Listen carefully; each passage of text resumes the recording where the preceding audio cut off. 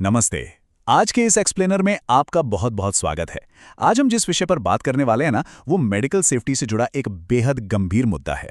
हम बात कर रहे हैं इस्तेमाल की गई सुइयों या सिरिंज के उन खतरनाक और जानलेवा प्रभावों के बारे में जिन्हें अक्सर जाने अनजाने में ही सही नजरअंदाज कर दिया जाता है। जरा सोचिए, एक छोटी सी सुई जो किसी की जान बचाने के लिए बनी है, अगर वो दोबारा इस्तेमाल हो जाए तो वो कितनी बड़ी तबाही मचा सकती है। चलिए जानते हैं। तो चलिए इसमें गहराई से उतरते हैं। आप सोच रहे होंगे कि इस्तेमाल की गई सुई आखिर कितनी खतरनाक हो सकती है। हम में से ज्यादातर लोग इसे बस एक मेडिकल कचरे के रूप में देखते हैं, राइट? लेकिन असल में ये कोई मामूली कचरा नहीं है। ये एक बेहद गंभीर बायोलॉजिकल हैजर्ड यानी जैविक खतरा है। ये एक ऐसा साइलेंट ट्रिगर है जो पलक झपकते ही शरीर की पूरी कार्यप्रणाली को खतरे में डाल सकता है। तो इसी के साथ हम आते हैं अपने पहले भाग पर, एक जानलेवा और खामोश खतरा। और ये चीज़ इस बात को बहुत ही बेहतरीन तरीके से समझाती है। जरा इन दोनों के बीच का फर्क देखिए। एक तरफ है बिल्कुल नई, एकदम साफ और तेज सुई जो पूरी तरह सुरक्षित है और अपना काम सटीकता से करती है। और दूसरी तरफ है एक इस्तेमाल की गई सुई जिसकी धार अब खत्म हो चुकी है। ये डाली या सुस्त सुई अब सिर्फ एक धातु का टुकड़ा नहीं रही, बल्कि ये एक गाड़ी बन चुकी है उन अनगिनत सूक्ष्म वायरसों और बैक्टीरिया के लिए जो हमें नंगी आंखों से बिल्कुल नहीं दिखते। ये अब सिर्फ एक दर्दनाक अनुभव नहीं है, बल्कि एक जीता जागता खतरा है जो इंसान के शरीर के पूरे सिस्टम को धीरे धीरे शट डाउन कर सकता है। अब बढ़ते हैं हमारे दूसरे और शायद सबसे डरावने हिस्से की तरफ, खून और हृदय में होने वाला संक्रमण। देखिए, सबसे डरावनी बात क्या है? वो ये है कि उस इस्तेमाल की गई सुई का पिछला इतिहास हमें बिल्कुल नहीं पता होता। जब ये संक्रमित सुई हमारी स्किन को पार करती है ना, तो वो शरीर के सुरक्षा कवच को तोड़कर उन खतरनाक वायरस को सीधे हमारे ब्लड स्ट्रीम यानी खून के हाईवे में छोड़ देती है। मान लीजिए, अगर पहले वाले व्यक्ति को कोई संक्रमण था तो HIV, हेपेटाइटिस बी या हेपेटाइटिस सी जैसे जानलेवा वायरस सीधे नए व्यक्ति के खून में चले जाते हैं।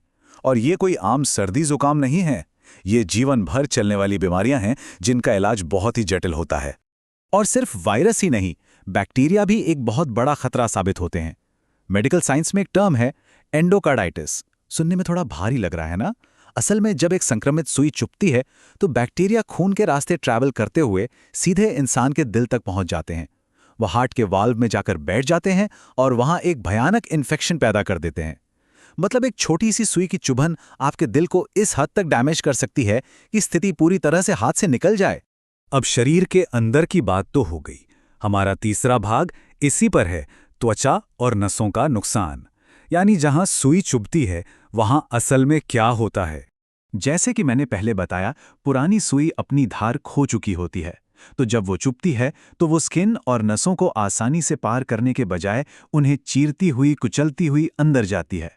इसके नतीजे में वहां तुरंत सूजन आ जाती है, मवाद भर सकता है जिसे हम एब्सेस कहते हैं, और गहरा अंदरूनी इन्फेक्शन हो जाता है। नसों को भयंकर चोट पहुंचती है और जो दर्द होता है वो सच में असहनीय होता है। इसी से जुड़ा एक और मेडिकल शब्द है जिसे समझना जरूरी है, लाइपोहाइपरट्रोफी। जब एक ही जगह पर या बार बार ऐसी सुस्त सुई का इस्तेमाल होता है ना, तो हमारी स्किन के टिश्यूज गहरे सदमे या ट्रॉमा में चले जाते हैं। इस लगातार होने वाले ट्रॉमा की वजह से त्वचा के ठीक नीचे छोटी छोटी सख्त गांठें बन जाती हैं।